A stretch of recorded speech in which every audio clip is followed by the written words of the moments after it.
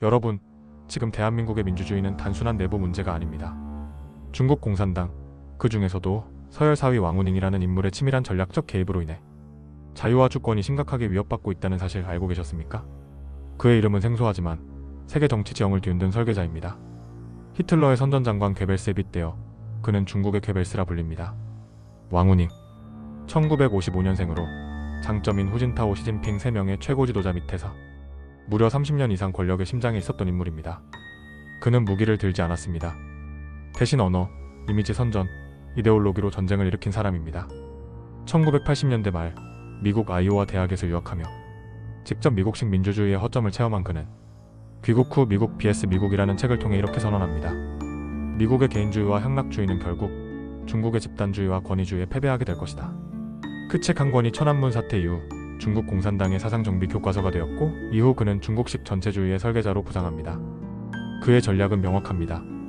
중국 내부는 철저히 통제하고 해외 자유국가는 선거와 여론을 이용해 분열시켜 무력화시키는 것. 그 핵심 툴이 바로 선거 개입입니다.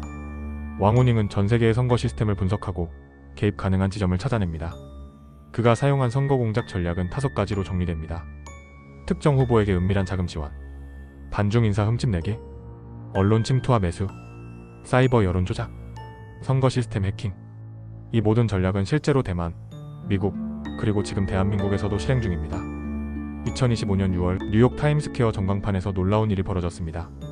전 세계의 이목이 집중된 그 자리에서 대한민국 21대 대선의 부정선거 의혹을 폭로하는 영상이 고해상도로 반복 송출되었습니다.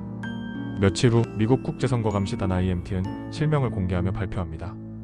대한민국 21대 대선 조작의 배우는 왕후닝이다. 국제기구가 중국의 서열사위를 대한민국 대선 조작의 지휘자로 지목한 겁니다. 단순한 정치적 주장이나 음모론이 아닌 통계와 기술적 검증에 근거한 공식 폭로였습니다. 더 놀라운 건 대한민국 중앙선관위의 행보입니다. 2017년 국민 세금으로 제작된 민주주의와 리더십 다큐멘터리. 그 영상에서 왕후닝을 민주주의의 모범 리더로 소개했습니다.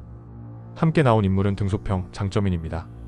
즉, 전 세계 자유선거를 위협하는 차들을 민주주의 리더라 칭송한 것입니다. 이후 논란이 일자 선관위는 해당 영상을 몰래 삭제했습니다. 왕후닝의 전략은 대만에서 먼저 실행됐습니다. 대만의 반중 대통령을 무력화시키기 위해 중국은 다음과 같은 조치를 취했습니다. 예산 영원 삭감, 대통령 강제국회 출석법, 일반인 개인정보 수집법, 헌재 판사수 조작 및 친중 인사 임명 시도. 이 전략들 지금 한국에서 민주당이 추진 중인 윤 대통령 탄핵 전략과 놀랍도록 흡사하지 않습니까? 예산 삭감, 대통령 견제법, 헌재 장악 시도까지. 이건 우연이 아닙니다. 그 배후에는 왕후닝이 있다는 정황이 곳곳에서 드러나고 있습니다. 심지어 2017년에는 중국의 차관급 인사 한팡민이 한국 학자에게 이렇게 말했다고 합니다. 문재인을 만나게 해달라.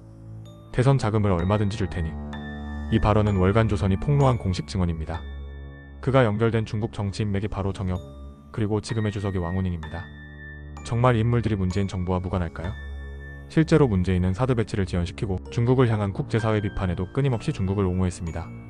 심지어 계엄 선포 이후에도 등장해 여러분이 생각하는 것처럼 중국은 악하지 않다 라고 말했습니다. 국제감시단은 구체적인 증거도 제시했습니다.